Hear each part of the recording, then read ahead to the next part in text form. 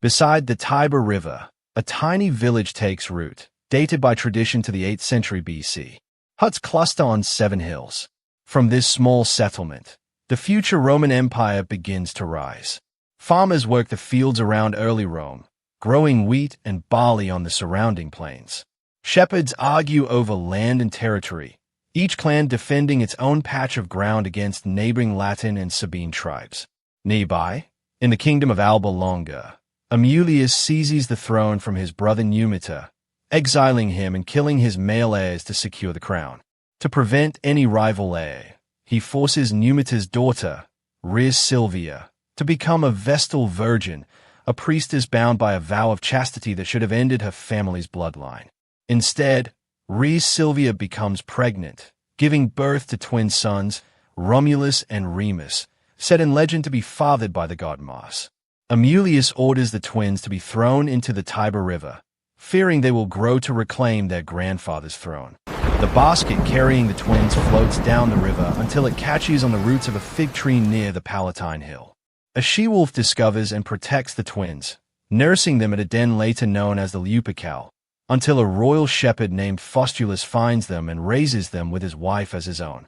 Romulus and Remus grow up in the countryside, strong and capable, unaware of their true birth, working as shepherds and occasionally clashing with local bandits. In time, the twins learn they are heirs to the throne of Alba Longa, their identity revealed through Faustulus and an encounter with Numita himself. Romulus and Remus gather supporters among the shepherds and farmers around them, arming a loyal band of followers. The twins lead a rebellion against Amulius, storming the palace at Alba Longa. Amulius is defeated and killed, and Numita is restored to his throne after years in exile.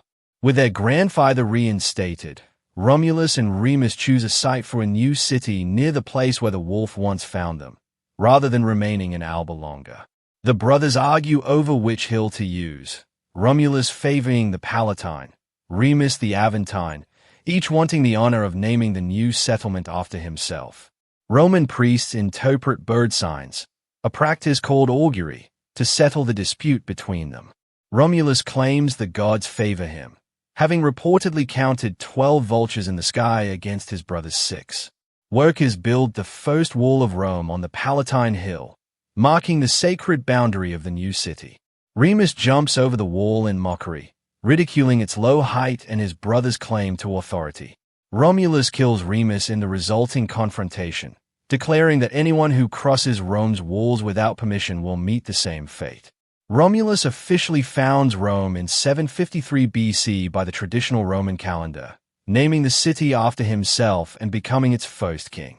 Early Rome grows into a small settlement, drawing exiles, runaway slaves, and outcasts who have nowhere else to go, swelling the population of the new city within its first years. Romulus addresses Rome's first citizens, organizing them into a functioning community, dividing them into patrician and plebeian classes and establishing a senate of advisors. Romulus realizes Rome lacks women, threatening the city's ability to produce a second generation of citizens, since neighboring peoples refuse to intermarry with a city of outlaws. Rome prepares a grand festival, calling it in honor of the god Neptune, and invites neighboring peoples including the Sabines to attend. Sabine families arrive at the festival in good faith, bringing their wives and daughters to the celebration. Romans abduct the Sabine women during the celebration, seizing them on a signal from Romulus while Sabine men are distracted by the games. Sabine warriors, led by their king Titus Tatius, march on Rome to reclaim their daughters and punish the insult. Romans and Sabines fight outside the city, clashing repeatedly near the Roman Forum. The Sabine women, now wives and mothers within Rome, stop the battle by placing themselves between the two armies, pleading with both their fathers and their husbands to end the bloodshed. Romans and Sabines unite into one community under joint kingship, with Romulus and Titus Tatius ruling together. Rome becomes larger and stronger as a result, absorbing Sabine numbers, customs, and territory. Centuries later, Rome's expansion brings it into direct conflict with Carthage, a rival power on the North African coast built on trade and naval strength, in a series of conflicts known as the Punic Wars. Carthage general Hannibal prepares war elephants and an army of tens of thousands for an invasion of Italy, drawing on Carthaginian territory in Spain for troops and supplies. Hannibal crosses the Alps in 218 BC, losing a large portion of his men and most of his elephants to the terrain, cold, and hostile mountain tribes, but reaching Italy with his surviving force intact. Rome panics after Hannibal's invasion, scrambling to organize a response with little warning of his arrival. Hannibal defeats Rome at Trebia, his first major victory on Italian soil, using cavalry and hidden infantry to encircle the Roman line. Hannibal ambushes Rome at Lake Trasimene the following year, destroying another Roman army in a narrow lakeside pass and killing its commanding consul. Rome gathers a huge army for Cannae in 216 BC, assembling roughly 80,000 men, intent on ending Hannibal's campaign in a single decisive battle. Hannibal surrounds a Roman army at Cannae, using a pincer maneuver with a weakened center and strong flanks that traps the legions completely. Rome suffers a catastrophic defeat, losing an estimated 50,000 soldiers in a single day, among the worst military losses in its entire history. Rome refuses to surrender despite the losses, rejecting any negotiation with Hannibal and rebuilding its legions instead, adopting a cautious strategy of avoiding pitched battle while Hannibal's army slowly wears down without reinforcement from Carthage. Scipio Africanus invades North Africa in 204 BC, striking directly at Carthage's home territory instead of continuing to fight Hannibal on Italian soil. Hannibal returns to defend Carthage, recalled from Italy after more than 15 years of campaigning there without ever taking Rome itself. The Battle of Zama begins in 202 BC between Scipio's forces, reinforced by Numidian cavalry, and Hannibal's army.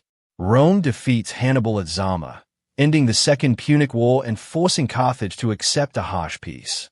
Rome becomes the strongest Mediterranean power, having eliminated its principal rival and gone on to destroy Carthage entirely in a Third Punic War decades later. Success abroad creates new problems within Rome itself, a period of internal strain known as the Republic Crisis. Roman wealth increases dramatically as conquest brings in slaves, land, and plunder from newly conquered provinces. Poor citizens struggle while nobles grow richer, buying up territory and consolidating it into massive slave-worked estates called latifundia. Roman farmers lose their land, unable to compete with these estates while serving long military campaigns abroad that keep them from their fields for years at a time. The Senate becomes increasingly chaotic, split between factions defending the old aristocratic order and reformers like the Gracchi brothers pushing for land redistribution. Marius recruits poor, landless citizens into the army starting around 107 BC, offering men a path to service and pay that property requirements had previously denied them. Marius reforms the Roman military, professionalizing the legions, standardizing equipment, and changing recruitment permanently away from the old citizen militia model. Soldiers become loyal to generals instead of Rome, since their pay, land grants, and retirement rewards now depend on individual commanders rather than the state itself. Marius and Sulla become rivals, former allies turned enemies, with Sulla eventually marching his own legions on Rome, an unprecedented act that set a dangerous precedent for the civil wars to come. Sulla later has himself declared dictator, using prescription lists to execute political enemies and confiscate their property before eventually retiring from power. From this environment, Julius Caesar rises in Roman politics, building a reputation through public offices, lavish spending, and political alliances despite significant early debt. Caesar forms powerful alliances with Pompey and Crassus, forming the unofficial First Triumvirate that dominates Roman politics for years. Caesar becomes governor of Gaul in 58 BC, gaining command of legions and a base of military power far from Senate oversight.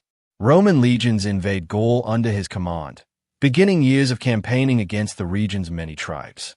Caesar conquers most of Gaul over roughly 8 years, extending Roman territory to the English Channel and the Rhine and even crossing briefly into Britain. Vercingetorix leads a massive rebellion in 52 BC, uniting Gallic tribes against Roman occupation under a single command for the first time.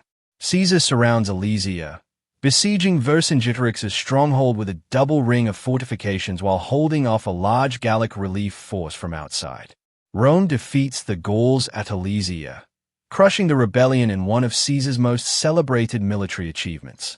Vercingetorix surrenders to Caesar, later paraded in Rome and executed, ending organized resistance in Gaul. Caesar's popularity terrifies the Senate, who see his wealth, veteran army, and public support as a direct threat to the Republic's balance of power. The Senate orders Caesar to give up his army and return to Rome as a private citizen, stripping him of the legal protection his command provided. Caesar crosses the Rubicon River with his legions instead in 49 BC, an act of open rebellion against Roman law. Civil war begins between Caesar and the Senate's forces under Pompey, splitting Roman territory and legions between them. Pompey flees Rome, unwilling to fight Caesar's veteran troops in the city and withdrawing to gather forces in the east. Caesar enters Rome without resistance, taking control of the government and its treasury. The Battle of Pharsalus follows in Greece in 48 BC, where the two rivals finally meet in force despite Pompey commanding the larger army. Caesar defeats Pompey decisively at Pharsalus through superior tactics and battle-hardened troops. Pompey is betrayed in Egypt, killed by agents of the Egyptian court hoping to win Caesar's favor upon his arrival.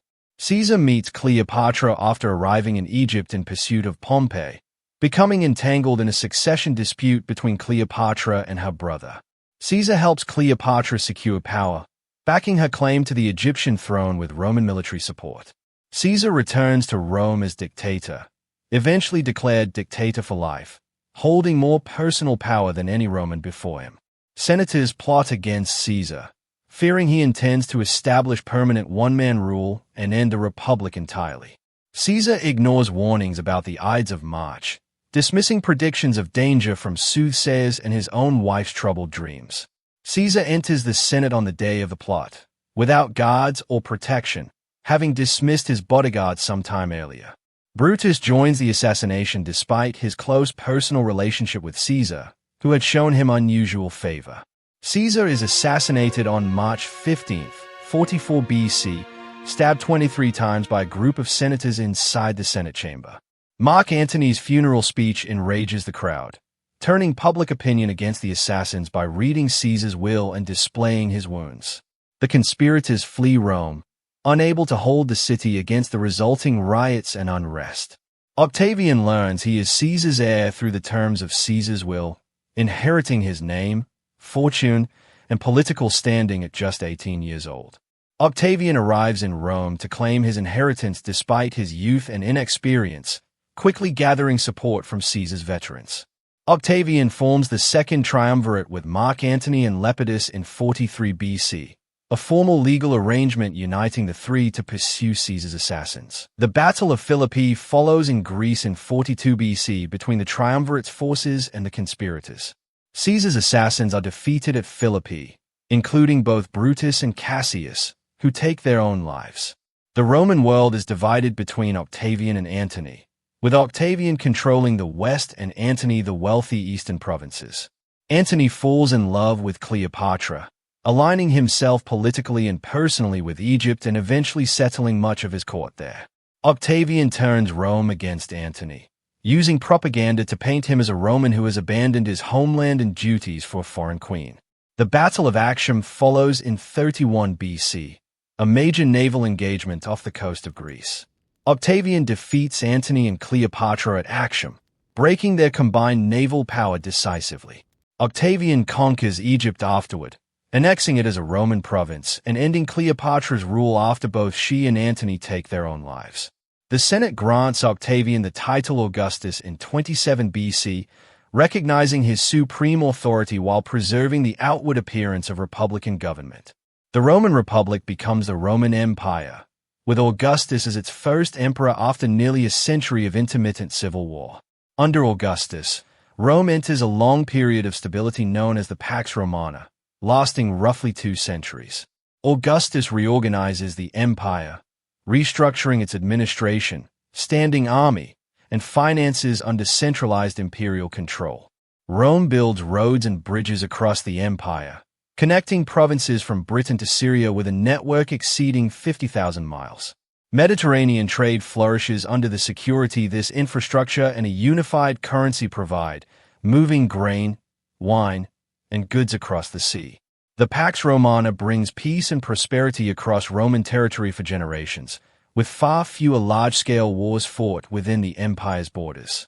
Roman territory expands across Europe, North Africa, and the Middle East, incorporating dozens of peoples and cultures under a single system of law, language, and governance. Augustus also reforms Rome's legal and religious institutions, restoring temples, funding public games, and establishing a standing professional army and a permanent navy to guard the empire's frontiers and sea lanes. He creates a system of provincial governors answerable directly to him, reducing the corruption and extortion that had plagued Senate-appointed administrators in earlier decades, cementing the legend of Romulus and the she-wolf as the accepted origin story of the Roman state. Rome transforms from a tiny village into a vast empire, a rise built on conquest, civil war, and reinvention across nearly 8 centuries, from a handful of huts beside the Tiber to a power spanning 3 continents.